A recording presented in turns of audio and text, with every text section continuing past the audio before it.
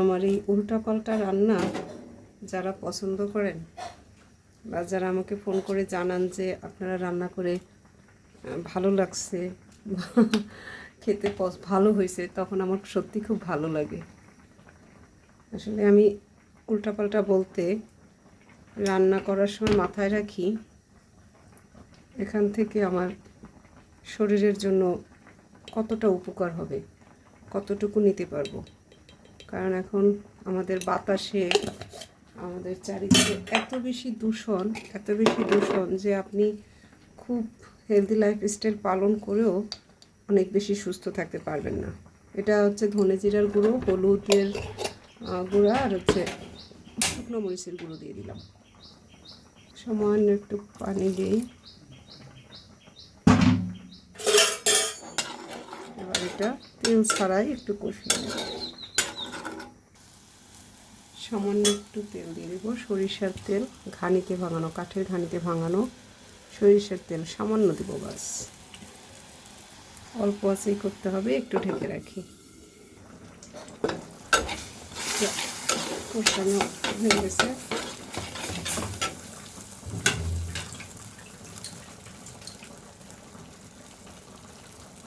পাঙ্গাস মাছ, এটা নদীর একদম প্রাকৃতিক উপায়ে বড় হওয়া পাঙ্গাস মাছ, সাথে মাছের তেলও আছে। 3 পিস মাছ দিলাম আমার আর তিতিরের জন্য।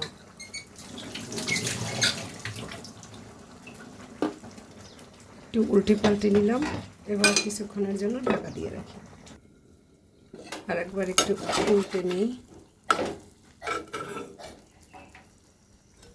নদীর পাঙ্গাসে কিন্তু আমিষের পরিমাণ অনেক বেশি এবং এটাতে প্রচুর পরিমাণে ওমেগা 3 থাকে, যা আমাদের শরীরের জন্য ভালো, হার্টের জন্য ভালো, ব্রেন ডেভেলপমেন্টের জন্য ভালো।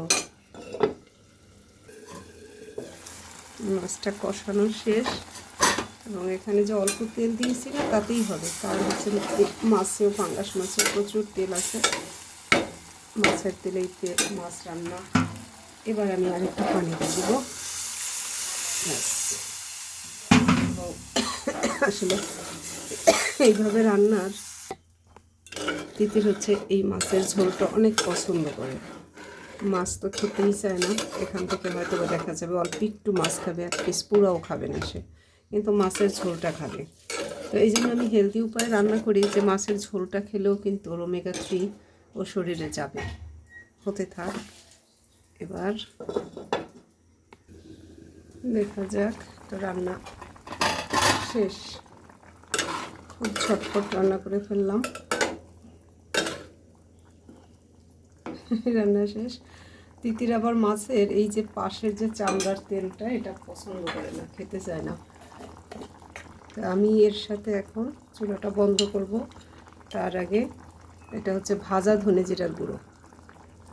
অনেকেই ভাবছেন যারা পেঁয়াজ রসুন দিয়ে খান যে পেঁয়াজ রসুন ছাড়া এভাবে মাছ ভালো লাগবে।